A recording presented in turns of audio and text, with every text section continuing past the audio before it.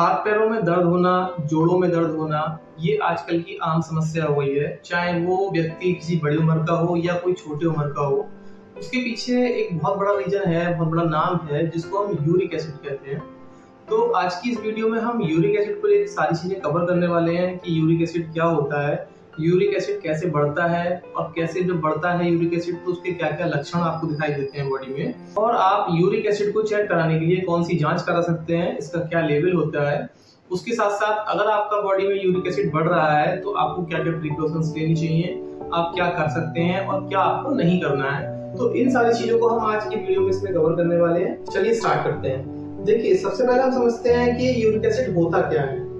Uric acid क्या होता है कि आपकी बॉडी में कुछ तत्व होते हैं जिनको हम प्यूरिन्स कहते हैं। ठीक है, जब ये जो तत्व होते हैं वो टूटते हैं, जिनको प्यूरिन्स कहते हैं, इनका ब्रेकडाउन होता है, तो ये ब्रेकडाउन के बाद में यूरिक एसिड में कन्वर्ट हो जाते हैं। ठीक है, तो इसको हम यूरिक एसिड कहते हैं। और जब ये यूरिक एसिड बनता है हमारी बॉडी में, तो ये आपकी ज्यादातर बॉडी के जोड़ों में जाके जमा होता है, जैसे आपका अंगूठे का जोड़ हो गया, पैर के अंगूठे का जोड़ हो गया, या जो बाद में आपके बड़े जॉइंट्स में भी जमा होना शुरू हो जाता है।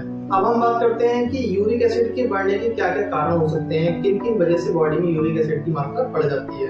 तो देखिए, आप प्रोटीन खाते हैं, आप दालें खाते हैं, आप दही खाते हैं, पनीर खाते हैं, या जो लोग नॉन वेज खाते हैं, तो आप किसी न किसी रूप में प्रोटीन का सेवन अपनी बॉडी में जरूर करते हैं, क्योंकि बिना प्रोटीन के आपकी बॉडी का चलना बहुत मुश्किल है। बिना प्रोटीन के आपकी बॉडी ऐसे समझिए जैसे बिना फ्यूल की कोई गाड़ी। तो आप किसी न किसी रूप में प्रोटीन ले रहे हैं, तो उसको क्या हो रहा है कि अगर आप प्रोटीन ज्यादा मात्रा में लेते हैं, तो क्या होता है कि अगर आप प्रोटीन ज्यादा मात्रा में ले रहे हैं और उसको सही से यूज नहीं कर रहे हैं, तो आपका जो बॉडी में प्रोटीन है उसकी मात्रा बढ़ने लगेगी, और जो प्रोटीन है आपका वो प्यूरिन्स में कन्वर्ट होने लगेगा। ठीक है, अब जब आपकी बॉडी में प्यूरिन्स की मात्रा बढ़ जाएगी तो वो क्या होगा, वो यूरिक एसिड में कन्वर्ट होना शुरू हो जाएगा और आपकी किडनी में जाके स्टोर होना शुरू हो जाएगा। तो ऐसे आपकी बॉडी में यूरिक एसिड बढ़ता है। अब अगर हम बात करें कि आपको क्या क्या लक्षण दिखाई देंगे अगर आपका यूरिक एसिड बढ़ रहा है, तो देखिए, आपके जो जोड़ होते हैं, जैसे ये छोटा सा जोड़ हो गया उंगली का, या जो आपका ये अंगूठे का जोड़ हो गया, या पैरों की उंगलियां हो गई, या पैरों के अंगूठे हो गए, तो इन सब में आपको दर्द रहना शुरू हो जाएगा। आपको ऐसा लगेगा कि जैसे आपकी इसमें कुछ ताकत नहीं है।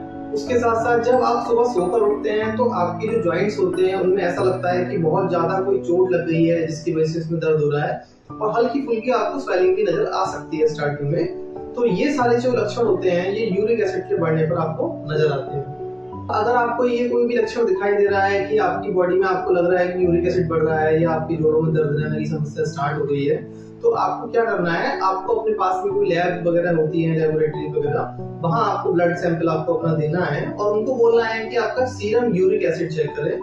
तो अगर आप ब्लड अपना देके सीरम यूरिक एसिड अगर आप अपना चेक कराते हैं, तो उससे आप देखेंगे कि जो आपकी बॉडी का यूरिक एसिड लेवल है आपको पता चल जाएगा। जो इसकी नॉर्मल वैल्यू रहती है आपकी बॉडी में वो 3.5 से लेकर 7.2 मिलीग्राम पर डेसीलीटर तक रहती है।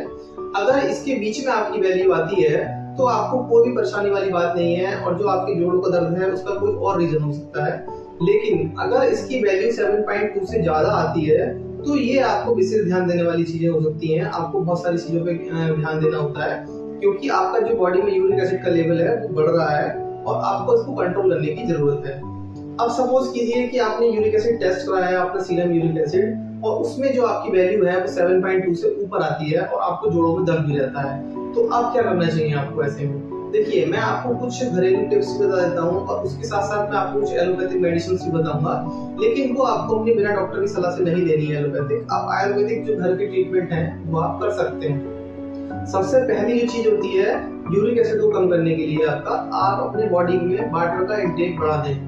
कम से कम 3 से 5 लीटर पानी पिए, क्योंकि क्या होता है, जो आपका यूरिक एसिड होता है वो आपकी किडनी में स्टोर होता है, और अगर आप ज्यादा से ज्यादा पानी पीते हैं तो उसका फिल्ट्रेशन अच्छे से किडनी करती है, और जो फिल्ट्रेशन होता है तो आपकी यूरिन के थ्रू आपका जो यूरिक एसिड है वो भी बाहर निकल जाता है। तो सबसे पहले आपको ध्यान रखना है कि आपको पानी का सेवन बहुत ज्यादा करना है।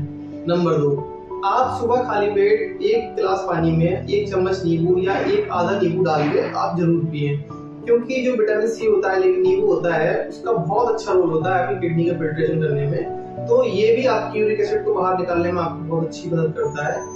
उसके साथ साथ आप एप्पल साइडर विनेगर भी ले सकते हैं सुबह खाली पेट, अगर आपको नींबू पसंद नहीं है तो।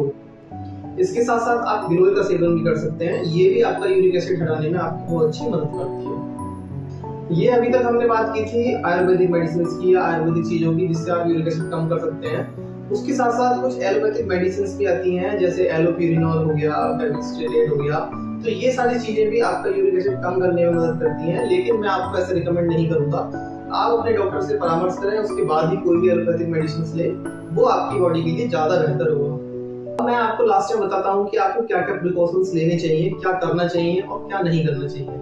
देखिए, अगर आपकी बॉडी में यूरिक एसिड बढ़ चुका है तो सबसे पहले आप सबसे ज्यादा पानी पिए, उसके साथ सुबह सुबह मॉर्निंग वॉक पे जरूर जाएं। नंबर 3, अपनी बॉडी की जो वेट है उसको बहुत ज्यादा कंट्रोल रखें, ठीक है। इसके साथ साथ आपको क्या नहीं करना है, आप अगर नॉन वेज ज्यादा खाते हैं तो उसको कम कर दें। उसके साथ साथ थोड़ा सा प्रोटीन डाइट को भी कम करें, जैसे दालें हो गया, पनीर हो गया, दही हो गया, तो इन चीज का सेवन थोड़ा सा कम करें। दही का सेवन रात में ना करें। उसके साथ साथ आप कोशिश ये करें कि मॉर्निंग में जल्दी उठें और रात को भी जल्दी सोएं। ये लेट नाइट डिनर करना या लेट नाइट तक सोना, ये भी आपकी यूरिक एसिड का बहुत बड़ा कारण हो सकता है। तो ये सारी चीजें आपको बहुत ज्यादा ध्यान में रखनी है और आप देखेंगे कि अगर आपका यूरिक एसिड लेवल बढ़ भी रहा है तो आप बहुत जल्दी इसको कंट्रोल कर लेंगे। अगर आप थोड़ी सी समझदारी दिखाएंगे तो आप अपनी यूरिक एसिड के लेवल को बहुत जल्दी कम कर लेंगे। और अपनी सबसे पहली बात, अपनी बॉडी की आवाज को सुनिए, क्योंकि इलाज जरूरी नहीं होती है, आपको समझ जरूरी होती है। इलाज करा लेने से आपकी कोई भी बीमारी दूर नहीं होती। जब तक आप उस बीमारी को समझेंगे नहीं, तब तक आप उस बीमारी को ठीक नहीं कर सकते। ऐसी और जानकारी के लिए हमारे पेज को फॉलो कर लें और जिस जिसको ये जरूरत है इस चीज की, उनको शेयर कर दें। उसके साथ साथ अगर आपका किसी का आपका यूरिक एसिड बढ़ा हुआ है तो आप मुझे कमेंट में आपकी वैल्यू बताएं, मैं आपको थोड़ी सी और हेल्प कर दूं।